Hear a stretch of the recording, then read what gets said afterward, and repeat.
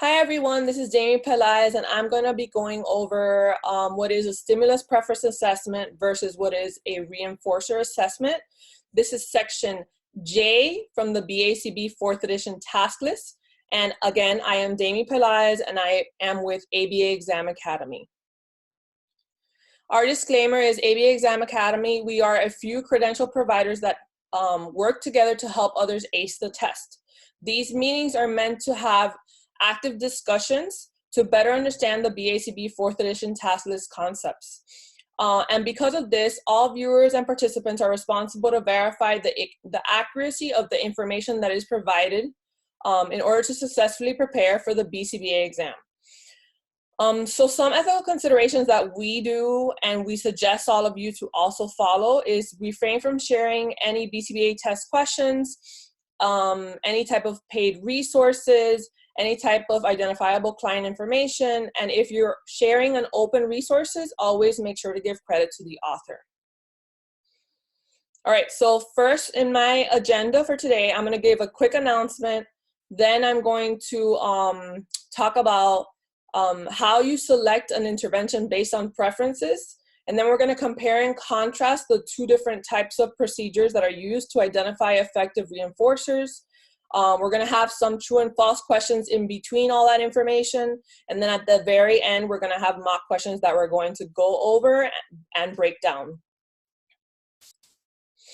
All right, so good news is we have a course coming up this Saturday, but it's already full, which is great news. We got to our maximum number. We plan on continuing to give these courses. We're trying to figure out if we're going to do it once a month or once every 2 weeks, depending. But we are going to continue to give courses because so far they've been going well. Okay, so right now I can't offer any more spots because there's no more spots available. But we also have a tutoring package available, which is you buy 3 BCBA tutoring sessions and you get 1 test-taking tutoring session for free. So take advantage of that package. I think it's a great deal. And the best part is that this is individualized. It's whatever you're struggling with. You know, we individualize it the same way we do our presentations. We get whatever concept you're struggling with. You send us an email saying, hey, I'm struggling with these following concepts that I want to master. We make it, we go over it with you, and then we want to make sure that you master it. So if you have 3 and then the test taking strategies, I think that's a great offer. So take advantage of that. All right, so my references for today is the Cooper book, which is called Applied Behavior Analysis, and it's the 2nd edition. All right, so for my first part, I'm gonna make it, it's very easy, but you have to think out of the box, guys. This is not like straight from the book. This is something that I looked up. I kind of put it in my own words and kind of, this section J is all about thinking analytical. So I'm gonna ask some basic questions. This section is more about selecting that perfect intervention for that client and what's their preference. So what is a BCBA's biggest priority as providers?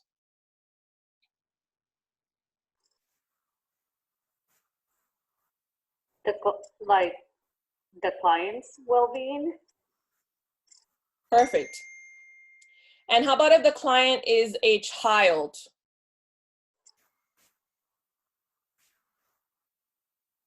I mean, first and foremost, he is your client, right? And then after that, he will be like the guardians.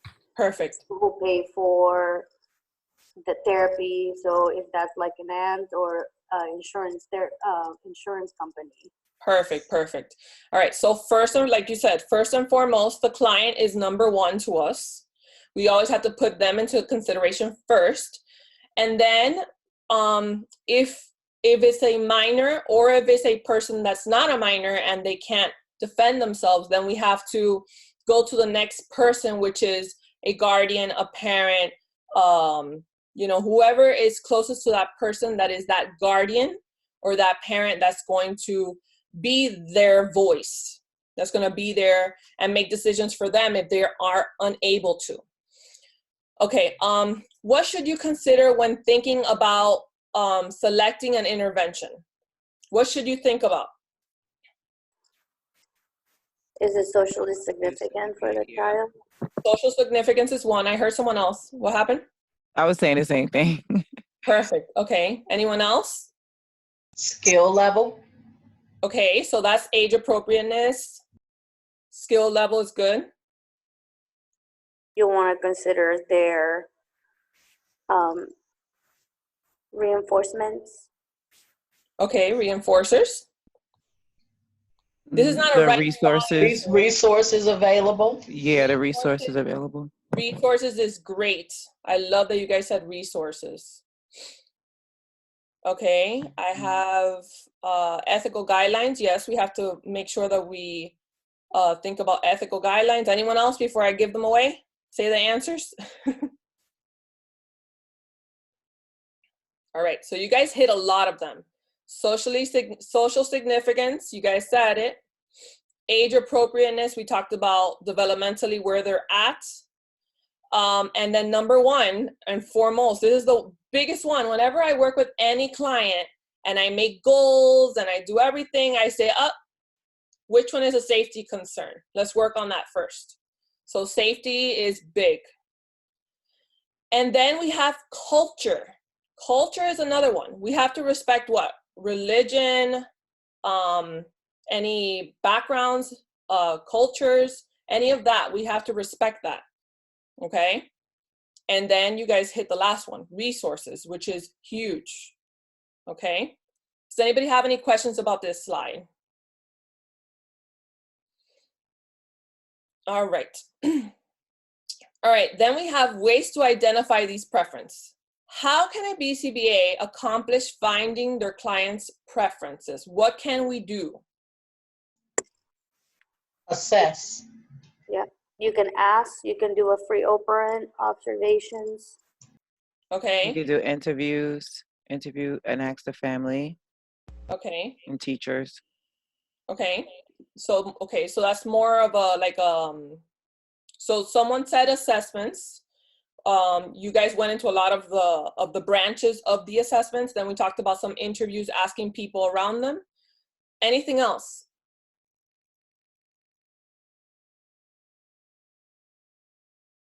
You can ask the client. Ask the client. That's actually a type of assessment. Okay. Okay. So it is good to, if you can, if it's applicable, to involve your client. Okay. When it's an adult, when it's a teenager, when it's a child that's very, maybe like a 5th grader, a 6th grader, something like that, where they are able to be part of the making of the intervention, where you can ask them while you're making it, what do you think about this? What do you think about that? Would you be willing to do this? So involving them in that process will make them more willing to follow through with everything that you put into that plan. And then we have giving the client various options. So when you involve them, show them a list of different things, different ideas that you thought about. And then if after those ideas were given, if they pick one, maybe they come up with more later, then negotiate with them. Figure out what's gonna work best for them. And then last is what you guys said. Perform a stimulus preference assessment or reinforcer assessment, which is, it hits a lot of the ones that you guys said about the asking the parents, asking the client, the free operant ones and all that. All right, does anybody have any questions before I move on?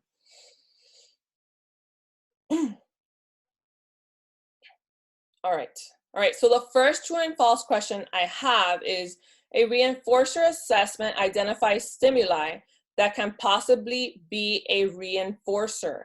True or false? True. True. True.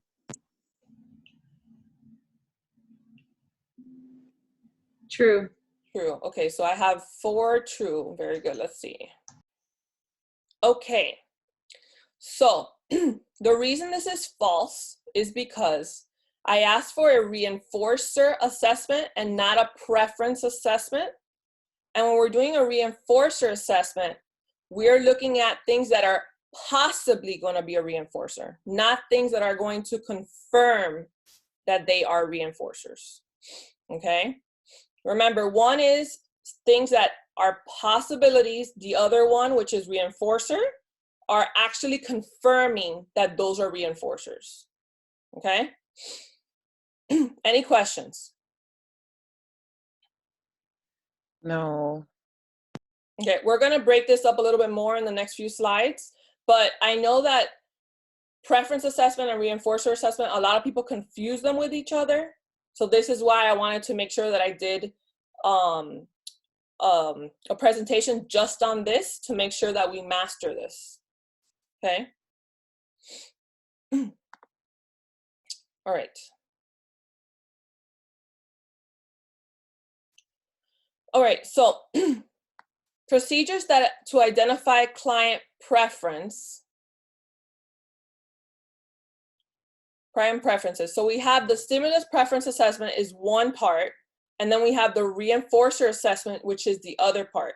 And then we have the stimulus preference is divided in three, which is ask, free operant, and trial based. What three preference assessments go under ask? I already showed the first one, which is person, which is the actual person. You're asking the client. What are the other two? You ask family members, Okay. members, whoever interacts with that client. Okay, good. Anyone else?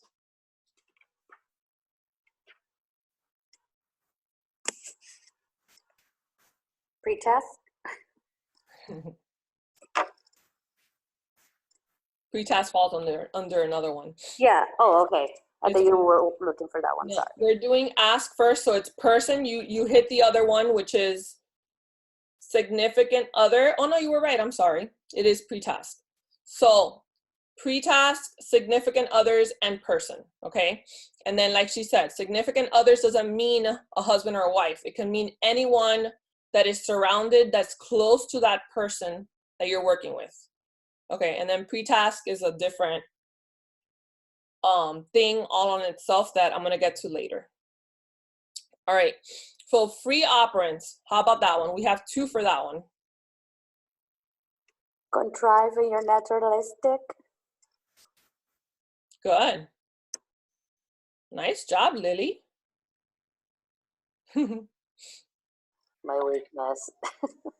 You're doing great. All right, trial-based methods. We have three for that one.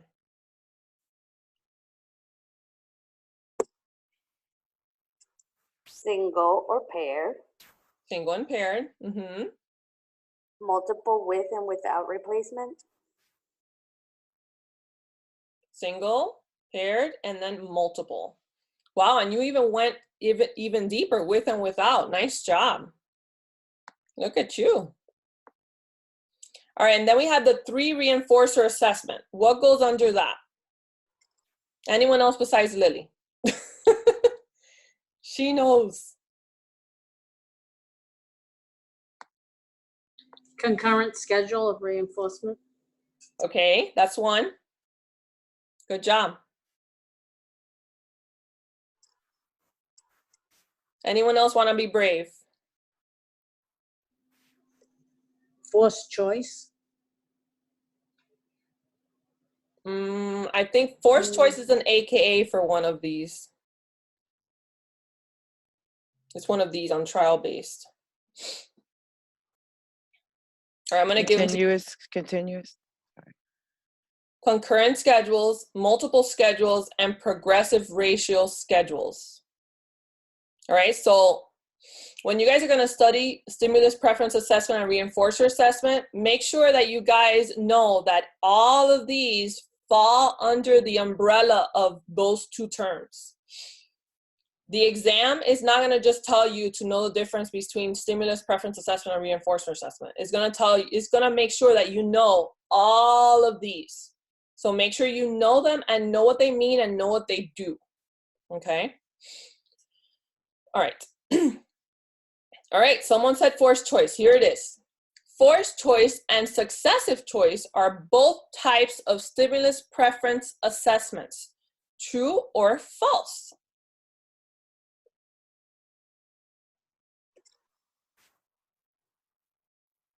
True. One true, False. one false. One true on the chat. Anyone else?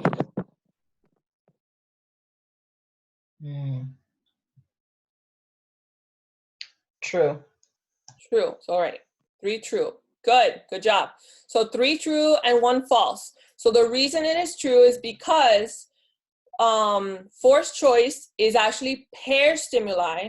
Successive choice is single stimuli. And that falls under the umbrella of? Stimulus preference assessment. Correct. Okay. And if it would be false, I would have written here reinforcer assessment. Nice job, guys. Very good. All right, so now we're gonna break them down. I'm gonna give some definitions out just so that you guys can listen to what Cooper says about it and then in my own words, what it means. Okay, so first it's gonna be stimulus preference assessment. This is found on page 275 to 279 of the Cooper book. Okay, so what is a stimulus preference assessment? The definition from the Cooper book is a variety of procedures used to determine the stimuli that a person prefers, the relative preference values of those stimuli, the conditions under which those preferences value remain in effect, and their presumed value as reinforcers. So pretty long, like Cooper, usually makes everything very detailed. Then more simplified, this definition is it's an identification of stimuli that can possibly function as a reinforcer and give preference values. All right, so anyone have a question before I move on?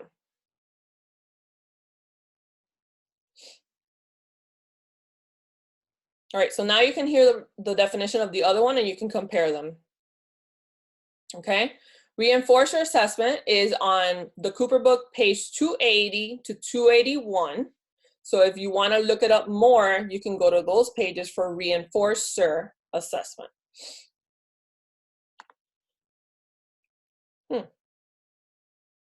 Okay.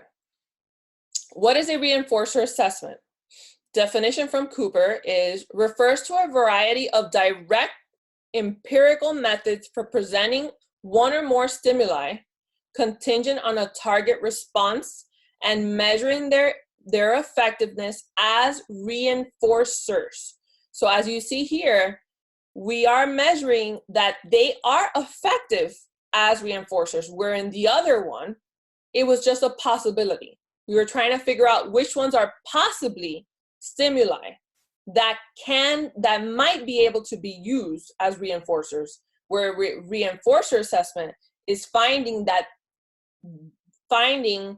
which one is more effective, okay, and if they are even effective. Okay, so a simplified definition I have is a variety of direct data-based methods used to present one or more stimuli contingent on the client's response.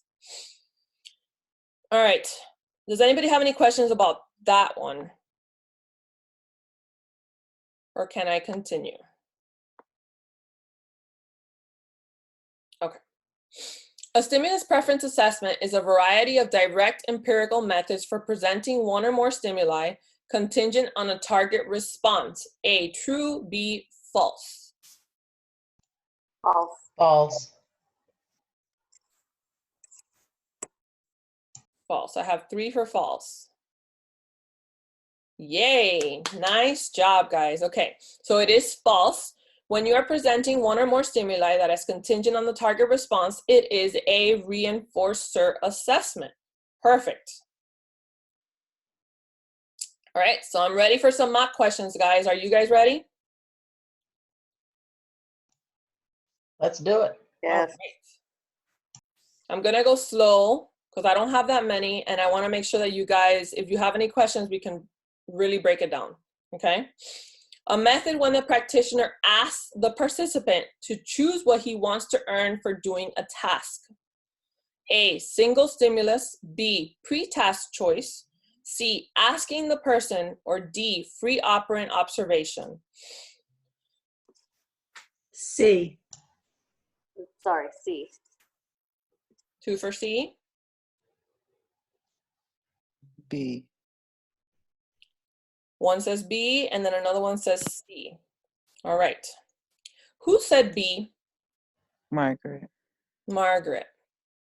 Margaret, I want to know why you said B, because you are correct. Because of the words pre-task choice, it was asking, you're asking a child to, tell you what it is they want to work for.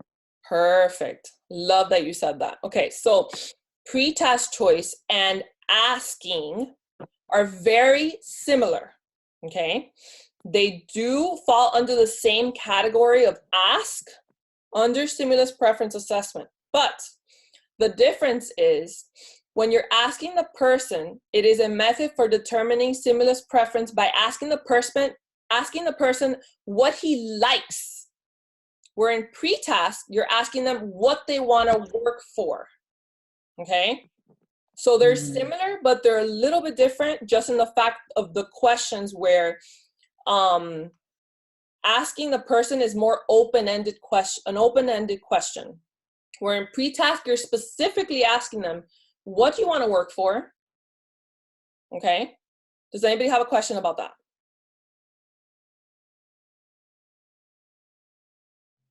We're good to move on? Yes. All right, cool. All right.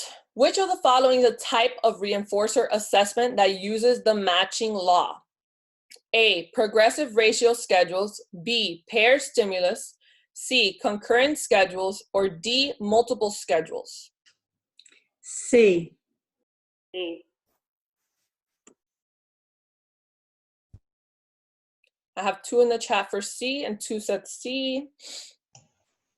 Yay, nice job, guys. I'm proud of you guys. Okay, I actually put pair stimulus on purpose because since I put matching law, I figured maybe let me confuse them by putting matching law and paired, but I didn't get you guys. Nice job.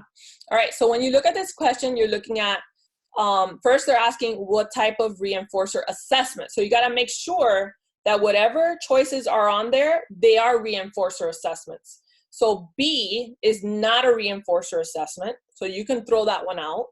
Okay, and then the other 3 are reinforcer assessments. But then you have to go to the second part of the question. Which one of the 3 uses the matching law? And the only one that uses the matching law is concurrent schedules. Perfect. Nice job.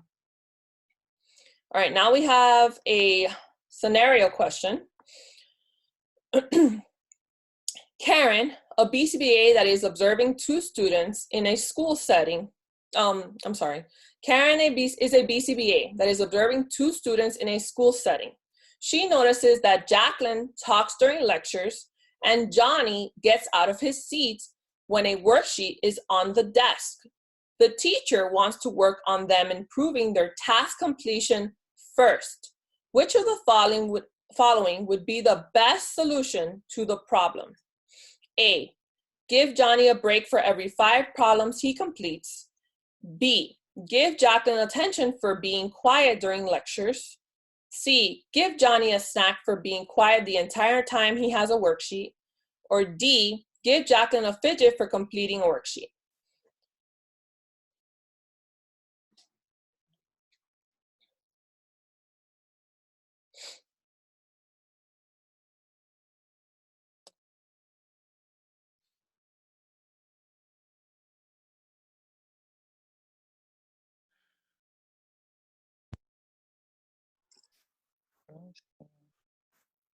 A. Okay, I have one for A. I also have one for A on the chat. A. Another A. Yeah, Anyone A. else? Another A. Good. Good, good, good, good, good. I am so proud. Nice job, guys. Okay, so this one was a tricky one, but I have some hints here. I highlighted the main parts of the question, so you guys can see, I mean, the ones that got it right, nice job, but for the ones that didn't know, here are the main parts of the question. All right, so first of all, we're gonna figure out what's the question asking for. It's asking for the best solution, okay? Then we're gonna go back up and say, what is the priority in this question? The priority is the teacher wants to work on them improving their task completion. So that's what she wants these two students to focus on first, okay? And then in the scenario, which of the two kids has problems with task completion? Johnny. Just Johnny, because Jacqueline talks during lectures, but she has no problem with task completion. So automatically, when you go to the bottom and you have your choices, you can throw the ones with Jacqueline out, completely out. So then you have A and C left. And then which of the two talks about giving him something for completing something? Just A. Because C is talking about him being quiet, but he's not completing work. So you can throw that one out too, okay? Do you guys understand everything? Yes. Awesome. All right, any more questions about this? No. Awesome. All right, so that's the end of my meeting, guys. Thank you for participating. I'm happy you guys came. If you guys need any more help, remember to go to our website, abaexamacademy.com. And if you need anything else, you can email us at anytime, leaders@abaexamacademy.com. Good night, guys. Thank you. Good night. Thank you. Good night. Good night, thanks. You're welcome. Bye. Bye.